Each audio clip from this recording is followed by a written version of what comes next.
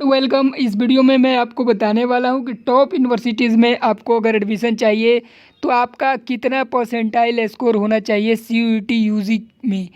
आपका रिजल्ट चाहे जो भी रहा हो, लेकिन अगर आप एडमिशन चाहते हैं टॉप के यूनिवर्सिटीज़ में, टॉप के कोर्सेज़ में जिसका हाईली डिमांड होता है, उस कोर्स में अगर आपको एडमिशन चाहिए या टॉप के यूनिवर्सिटीज़ में एडमिशन चाहिए, जैसे कि दिल्ली यूनिवर्सिटी, JNU, BHU और अलीगढ़ मुस्लिम यूनिवर्सिटी, जामिया मिल्लिया इस्लामिया, इन सब टॉप यूनिवर्सिटी में अगर आपको एडमिशन चाहिए तो आपका मिनिमम कितने परसेंटाइल स्कोर होना चाहिए अगर आप जनरल, OBC, SC, ST किसी भी कैटेगरी से बिलोंग करते हैं।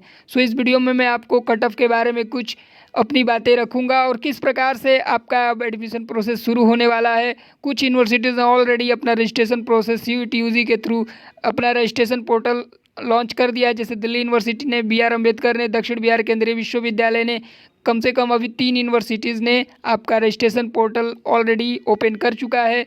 लेकिन अभी आपको घबराने की ज़रूरत नहीं है। अब जैसे ही रिज़ल्ट आएगा तो अभी और आपको अपडेट किया जाएगा उस वेबसाइट को सभी यूनिवर्सिटीज़ पे, और 1-2 दिन में ही सभी यूनिवर्सिटीज़ का शुरू कर दिया जाएगा रजिस्ट्रेशन प्रोसेस, और जल्द से जल्द आपका एडमिशन प्रोसेस समाप्त कर दिया जाएगा और अक्टूबर के लास्ट या नवंबर के शुरू में आप अंडर ग्रेजुएट के अपने जनवरी में शुरुआत कर सकेंगे। इस वीडियो में मैं आपको टॉप यूनिवर्सिटीज़ में कट ऑफ बताऊंगा कितना परसेंटाइल आपका अगर होना चाहिए। अगर आप general, OBC, SC, ST, EWS इन सब कैटेगरी से आते हैं तो आपका मिनिमम कितना परसेंटाइल होना चाहिए कि आपका अच्छे यूनिवर्सिटीज़ में, अच्छे कोर्सेज में एडमिशन हो जाए। आप अपने कोर्सेज़ के रिगार्डिंग डाउट पूछना है तो आप कमेंट करके पूछ सकते हैं। मैं कमेंट में आपके सारे प्रश्नों का रिप्लाई करूंगा जैसे ही मुझे समय मिलता है, और साथ ही साथ मैं एक व्हाट्सएप ग्रुप का लिंक दे दूंगा, उसे भी आप ज्वाइन कर सकते हैं। उस ग्रुप में भी आप अपना परसेंटाइल स्कोर लिख सकते हैं कि आपने कितना परसेंटाइल कौन से सब्जेक्ट में किया है और कितना परसेंटाइल आपका आया है, और साथ ही साथ आप मेंशन कर सकते हैं कि आपको किस यूनिवर्सिटीज़ में एडमिशन चाहिए। मैं आपको इस वीडियो में बताने वाला हूँ अब कि आपका कितना परसेंटाइल अगर कट ऑफ होगा तो मिनिमम आपका एडमिशन होगा। सबसे पहले मैं आपको कुछ रिपोर्ट्स दिखाने वाला हूं जो आज ही पब्लिश हुई है, आप उस रिपोर्ट को पहले देख लें। यहाँ पे ये रिपोर्ट है कि लगभग 20,000 स्टूडेंट यानी कि 19.8 के score 100 percentile CUET highest in English and political science. लगभग 20,000 जो स्टूडेंट थे शामिल CUET यूजी में, उनका परसेंटाइल स्कोर 100 आया है।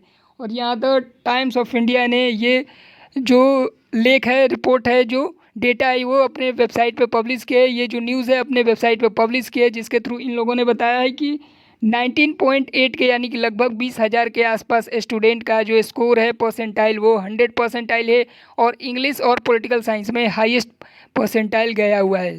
आप समझ सकते हैं कि जो भी टॉप कोर्सेज होंगे पॉलिटिकल साइंस और इंग्लिश के दिल्ली यूनिवर्सिटी में या टॉप के यूनिवर्सिटी में, वो लगभग कितना जाने वाला है आप ऐसे ही अनुमान लगा सकते हैं।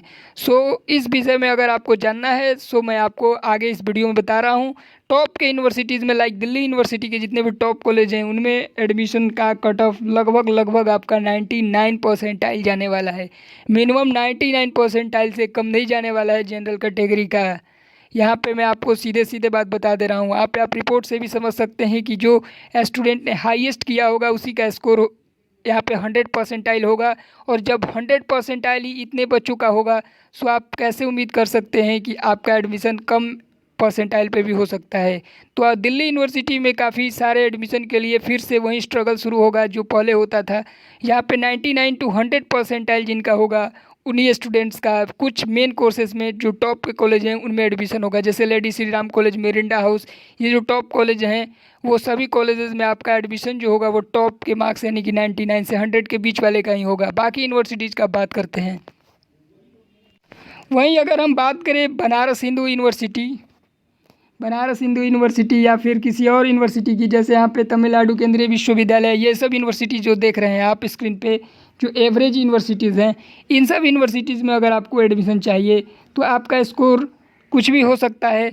आपने चाहे 50 परसेंटाइल ही क्यों ना स्कोर किया हो, इन सब यूनिवर्सिटीज़ में आपका दक्षिण बिहार केंद्रीय विश्वविद्यालय हो गया आपका, फिर आपका तमिलनाडु केंद्रीय विश्वविद्यालय हो गया, यहाँ पे जो भी राज्य में स्थित है, छोटे जो अभी थोड़े ही दिन पहले बने यूनिवर्सिटी 2009 के बाद, उन सब यूनिवर्सिटीज़ में आपका एडमिशन चाहे आपने कितना भी स्कोर किया है आपका एडमिशन हो जाएगा। यहाँ पे मैं कुछ यूनिवर्सिटीज़ का नाम लेना चाहूँगा जिसमें आपका अगर परसेंटाइल 50-60 भी है, 40 परसेंटाइल, 50 परसेंटाइल भी अगर आपने स्कोर किया हुआ है CUET-UG में, तो आपका एडमिशन जम्मू केंद्रीय विश्वविद्यालय, central university of Jammu, central university of Kashmir, यहाँ पर central university Jharkhand, central university south Bihar Mahatma Gandhi, central university Bihar, इन सब यूनिवर्सिटी में अगर सेंट्रल यूनिवर्सिटी ऑफ झारखंड, इन सब यूनिवर्सिटीज़ में अगर आपका परसेंटाइल कम है, लाइक आपका 60 है, 70 परसेंटाइल ही आया है, 50 परसेंटाइल भी आया है, अगर आप जनरल कैटेगरी से, OBC कैटेगरी से हैं, सो आपका एडमिशन इन सब यूनिवर्सिटीज़ में आसानी से हो जाएगा।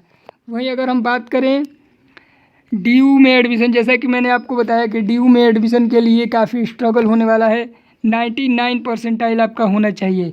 वहीं अगर हम बात करें बनारस हिंदू यूनिवर्सिटी की, तो बनारस हिंदू यूनिवर्सिटी में भी आपका एडमिशन 98 परसेंटाइल से कम पे नहीं होगा जनरल कैटेगरी में। ये मिनिमम मार्क्स में बता रहा हूँ, इससे कम पे आपका एडमिशन होने ही वाला नहीं है अगर आप जनरल कैटेगरी से हैं। वही अगर SC/ST की बात करें, SC/ST कैटेगरी के स्टूडेंट की अगर बात करें तो उनका अगर 89 के परसेंटाइल से ऊपर है तो ही उनका भी एडमिशन होगा। 89 परसेंटाइल से कम स्कोर है तो SC/ST कैटेगरी वाले के लिए भी टॉप की यूनिवर्सिटीज़ में एडमिशन पाना मुश्किल है। अगर हम बात करें कुछ और यूनिवर्सिटीज़ की, कुछ कोर्सेज जिसकी डिमांड कम होती है जैसे कि संस्कृत, हिंदी, तो टॉप कॉलेजेस में भी आप इन यूनिवर्सिटीज़ में टॉप के कॉलेजेस में भी एडमिशन ले सकते हैं अगर आपका परसेंटाइल लो है। अगर आपका परसेंटाइल 80 के आसपास है, 85 के आसपास है, तो भी आप टॉप के यूनिवर्सिटीज़ में हिंदी, संस्कृत ये सब विषयों में एडमिशन करा सकते हैं। लेकिन वहीं अगर आप political science, history, geography, economics, BCom ये सब करना चाहेंगे तो आपका स्कोर वहीं 99 से 100 के बीच होना चाहिए। वहीं अगर हम बात करें, जैसा कि मैंने कुछ देर पहले वीडियो में बताया कि आपका परसेंटाइल स्कोर, मान लीजिए कि आपने कम किया हुआ है परसेंटाइल, सो अगर मान लीजिए कि आपने किसी कारण से परसेंटाइल स्कोर आपका कम है, जनरल टेस्ट में आपने कम परसेंटाइल किया है या फिर किसी और सब्जेक्ट में आपने कम परसेंटाइल किया हुआ है, सो इस केस में आपको अप्लाई करना चाहिए एवरेज यूनिवर्सिटीज़ में। एवरेज यूनिवर्सिटीज़ जो मैंने थोड़ी देर पहले बताया, तमिलनाडु, यहाँ पे आपका हो गया केरल, और आपका हो गया जो भी यूनिवर्सिटीज़ है, दक्षिण बिहार केंद्रीय महात्मा गांधी, साउथ बिहार, यहाँ पे central university Jharkhand, central university Andhra Pradesh, इन सब यूनिवर्सिटीज़ में आपको अप्लाई करनी चाहिए और इनमें आपका एडमिशन हो जाएगा। वहीं जम्मू, हिमाचल, उत्तराखंड, इन सब राज्यों में जो भी नई यूनिवर्सिटीज़ बनी है 2009 के बाद, उन सब में आपको अप्लाई करना चाहिए। इन सब में आपका एडमिशन आसानी से हो जाएगा। वहीं टॉप के यूनिवर्सिटीज़ में थोड़ा मुश्किल है आपका एडमिशन। सो इस वीडियो में आप समझ चुके होंगे कि आपका एडमिशन किस कॉलेज में कितना चाहिए परसेंटाइल, तो किस आधार पे हो सकता है। आप कमेंट करके हमें बताइए कि आपका कितना परसेंटाइल है और उस परसेंटाइल के बेसिस पे मैं आपको सजेस्ट करूंगा कि आप किस यूनिवर्सिटीज़ के किस कोर्स में एडमिशन ले सकते हैं। अपना कोर्स, अपना कैटेगरी, अपना यूनिवर्सिटी, जिस भी यूनिवर्सिटी में आप एडमिशन लेना चाहते हैं, अगर उस कॉलेज में कोई एफिलिएटेड यूनिवर्सिटी है, कॉन्स्टिट्यूटेड कॉलेज या एफिलिएटेड कॉलेज है, तो उसका भी नाम आप लिख सकते हैं। सो मैं आपको एक ओवरव्यू देना चाहूँगा उस यूनिवर्सिटी या कॉलेज के बारे में कि आपका एडमिशन हो पाएगा या नहीं। मैं पिछले साल भी इस एग्ज़ाम्स को दिया था जब इसका नाम CUET होता था, CUCET होता था। सो इस एग्ज़ाम को भी मैंने क्वालिफाई किया हुआ है और मैंने अभी भी साउथ बिहार यूनिवर्सिटी में पढ़ रहा हूँ मास्टर्स के कोर्स में। सो आपको मैं अच्छे से गाइड कर सकता हूँ इसके बारे में। सो इस वीडियो में बस इतना ही। वीडियो में अंत तक बने रहने के लिए धन्यवाद। चैनल पर नए हैं तो चैनल को ज़रूर सब्सक्राइब कर लें।